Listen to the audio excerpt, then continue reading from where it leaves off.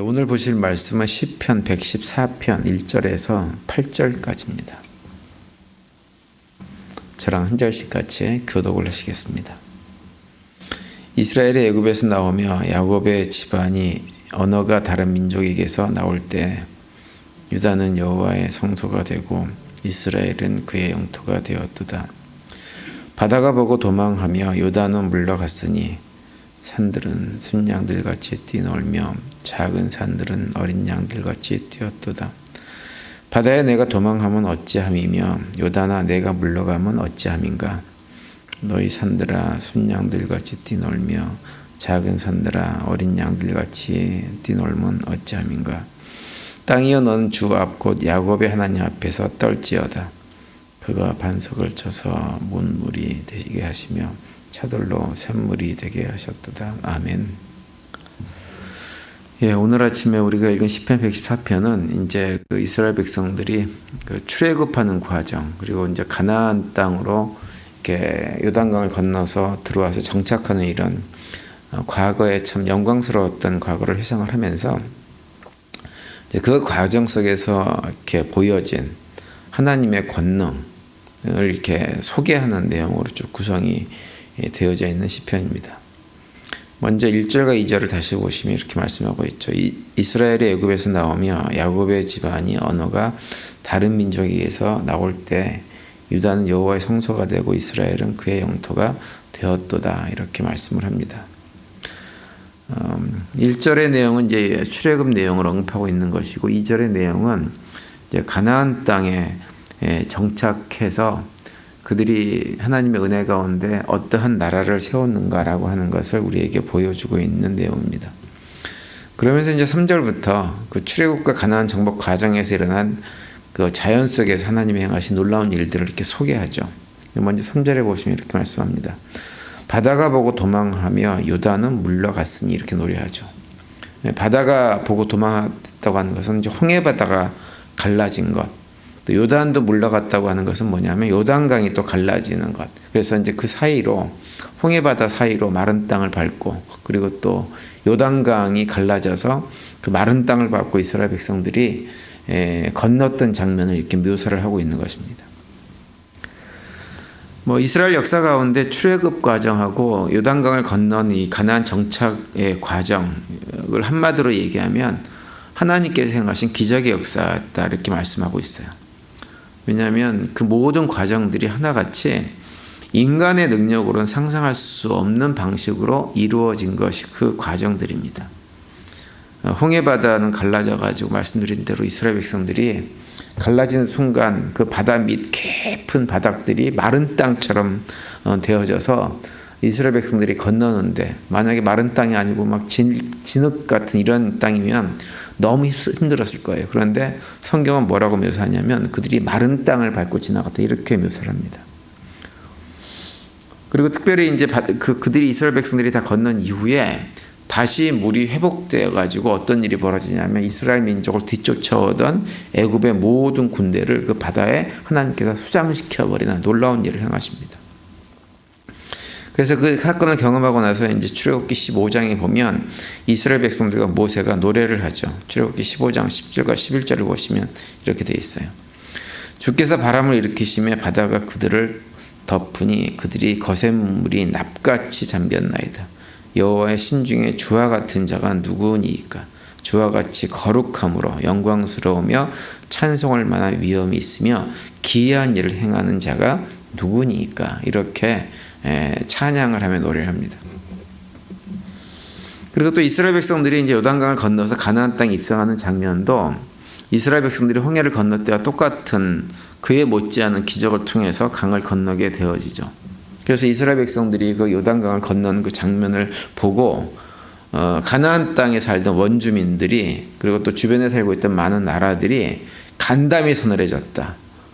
그리고 이스라엘 백성들 앞에서 완전히 용기를 잃고 낙심해 버렸다. 이렇게 성경이 묘사를 해주고 있습니다. 그 내용이 이제 여호수아서 5장 1절에 보면 이렇게 묘사하죠. 요단 서쪽의 아모리 사람들의 모든 왕들과 해변의 가나안 사람들의 모든 왕들이 여호와께서 요단 물을 이스라엘 자손 앞에서 말리시고 우리를 건너게 하셨음을 듣고 마음이 녹았고 이스라엘 자손들 때문에 정신을 잃었더라. 이렇게 기록을 하고 있어요. 그런데 이제 출애굽 사건도 그렇고 이스라엘 백성들이 요단강을 건너서 가나안 땅에 정착하는 그런 과정들도 그렇고 그것은 단순하게 이스라엘 민족이 노예 생활을 하던 애굽에서 출애굽한 탈출한 사건이나 또는 약속의 땅 가나안 땅에 들어가서 그 땅을 정복하는 이스라엘 역사를 말해주는 사건만은 아닙니다. 그 두 가지 사건은 다 무엇을 우리에게 얘기해주고 있냐면 예수 그리스도를 통한 구속의 사건을 우리에게 미리 보여주는 사건이에요. 예수 그리스도 대속의 은혜로 구원받은 하나님 백성들이 하나님의 인도하심으로 마침내 하나님의 나라로 견인되어진 이런 과정들을 출애굽과 요단강을 건너서 가나안 땅에 들어가는 과정을 통해서 우리에게 보여준 사건이 출애굽 사건과 가나안 정복 전쟁의 내용입니다.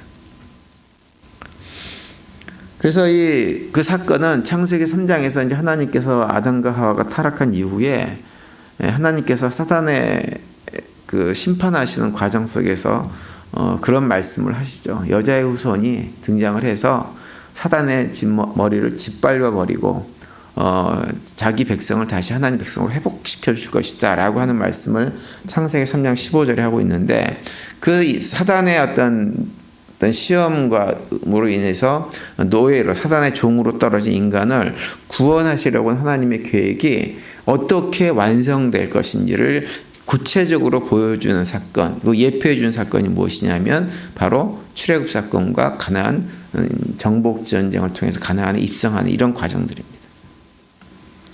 제가 여러 번 말씀드렸지만 성경에서 물 바다라고 하는 것은 죄악된 세상을 상징합니다. 우리 인간들이 만들어 놓은 쌓아놓은 모든 죄악들을 물과 바다, 강 이렇게 상징을 하죠. 그래서 한편으로는 그것을 하나님의 심판으로 묘사를 하는데 제가 여러 번 말씀드리지만 하나님의 심판은 하나님께서 무슨 무시무시한 어떤 자연재해를 일으켜가지고 심판하시는 것이 아니라고 했죠. 우리 인간이 경험하는 모든 심판은 무엇이냐면 우리 인간이 쌓아놓은 죄악이 우리를 덮쳐서 발생되어지는 문제인 거예요.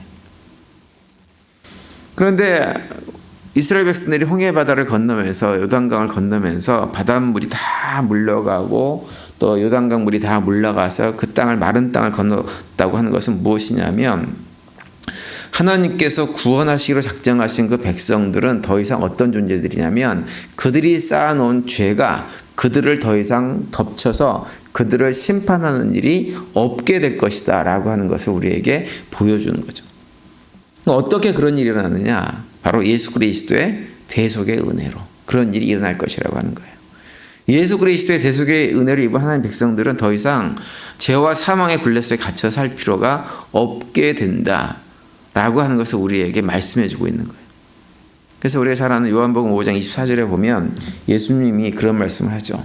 내 말을 듣고 또 나 보내신 이를 믿는 자들은 영생을 이미 얻었고 그들은 심판에 이르지 아니하나니 사망에서 이미 생명의 자리로 옮겼기 때문이다. 이렇게 예수님께서 말씀을 해주고 있어요.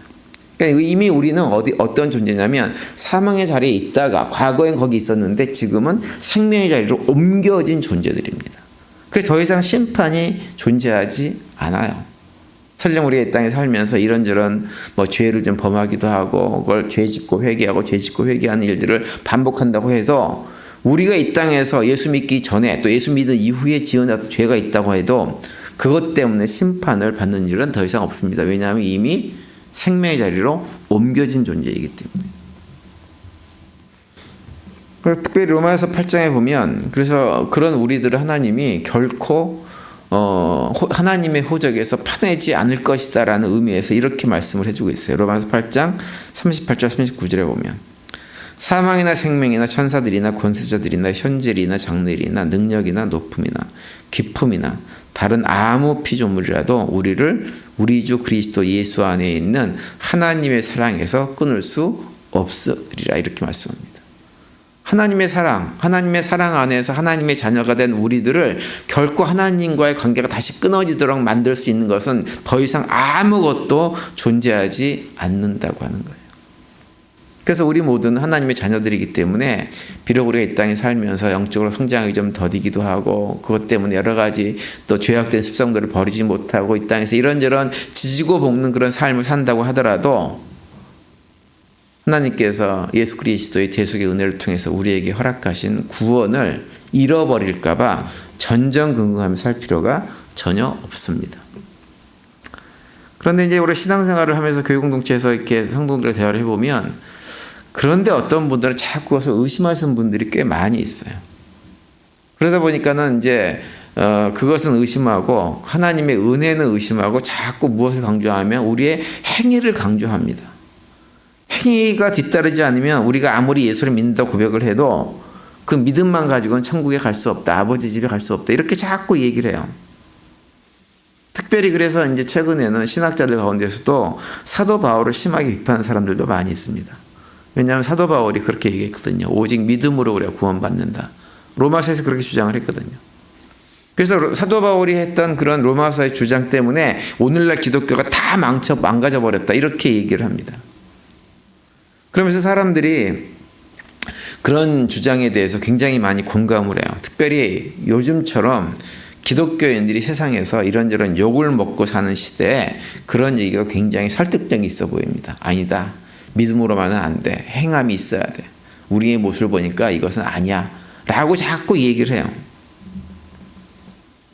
그런데 그런 얘기들이 설득력은 있어 보일지 모르지만 그것이 성경적인 얘기는 결코 아닙니다.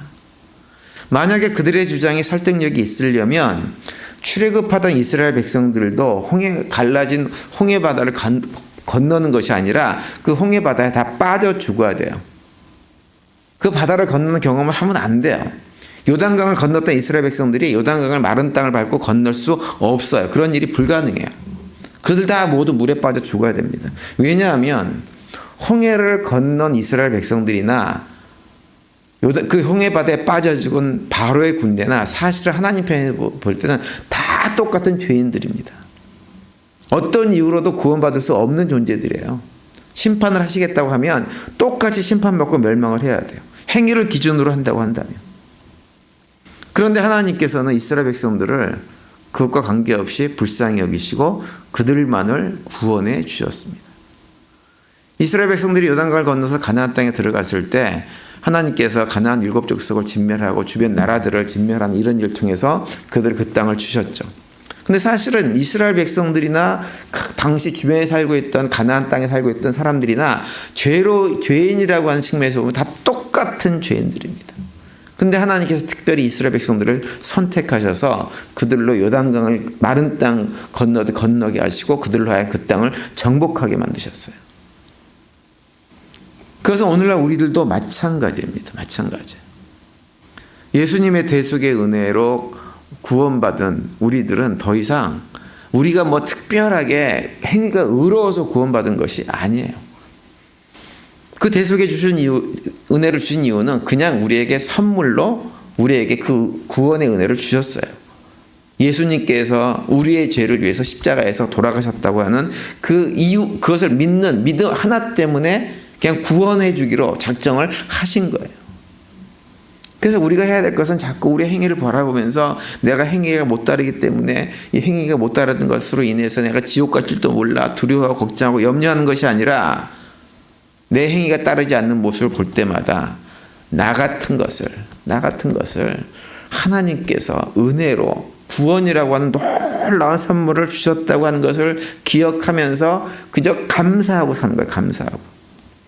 죄를 발견할 때마다 내 안에 있는 죄를 발견할 때마다 그냥 회개하는 가운데 또 감사하면서 하나님 나 같은 것을 왜 사랑하세요? 라고 하면서 감사하고 살아가는 것. 그리고 여전히 우리가 죄 가운데 있으면서 여러 가지 연약한 모습 가운데서 지지고 볶기도 하고 미워하고 시기하고 질투하고 사는 이런 피차간의 이런 모습을 바라볼 때 어떻게 해야 되느냐? 나도 힘들지만 당신도 참 힘들겠습니다. 라고 하면서 피차 불쌍하게 여기면서 하는 것이 우리가 해야 될 전부입니다. 근데 그러질 않고 자꾸 행위를 강조하게 되면 어떤 일이 벌어지냐면 행위를 강조하는 순간 우리는 우리를 믿음으로 구원해 주신 하나님께 감사하는 마음이 사라지게 되어지고, 감사하는 마음이 사라지면 내 행위를 자랑하게 되어지고, 자랑하게 되어지면 내 행위와 누군가의 행위를 비교하게 되어집니다. 그러면 다른 사람 판단하고 정죄하고 심판하는 행위를 반복하며 살아갈 수밖에 없게 되어집니다. 그러면 스스로 하나님 자리에 앉아서 하나님 행세를 하는 죄를 벗어나기가 힘든 거예요. 그럼 무슨 문제가 생겨지느냐? 모든 관계는 깨어져 버리고 스스로 지옥을 경험하면서, 하나님 백성이라고 하면서도 이 땅에서도 지옥을 경험하면서 살 수밖에 없게 되어집니다. 우리는 단 한 사람의 예외도 없이 믿음으로 은혜로 구원을 받은 존재들이에요. 우리가 자랑할 수 있는 행위는 그 어떤 것도 존재하지 않습니다. 내가 누구보다 더 훌륭하다, 믿음이 좋다, 행함이 좋다라고 주장할 수 있는 존재들은 아무도 없어요. 우리는 그 어떤 것도 주장할 수 없고, 만약에 그걸 주장하려고 한다면 구원받은 백성의 스스로 아니라고 하는 걸 자인하는 거예요. 인간적으로 생각하면 우리는 모두 다 구원받을 수가 없는 존재들입니다. 그러나 하나님은 하나님의 기적적인 역사, 예수 그리스도의 대속의 은혜로 우리를 다 구원해 주셨어요. 우리가 그것을 잊지 말아야 됩니다. 따라서 오늘 하루 지내시면서 우리를 죄악의 굴레로부터 구원하시고 하나님 백성을 삼아주신 그 하나님께 감사하고 그 하나님을 찬양하고 경배하는 하루가 될 수 있게 되기를 간절히 바랍니다. 그리고 그 일을 위해서 이 땅에 친히 인간 육신을 입고 이 땅에 오신 성탄하신 예수 그리스도를 찬양하고 감사하는 하루가 될 수 있게 되기를 간절히 바랍니다. 오늘도 그런 고백 가운데 믿음으로 승리하시고 또 주님께 주신 참된 평강들을 누리며 살아가는 복된 하루가 되시기를 간절히 축원을 드립니다.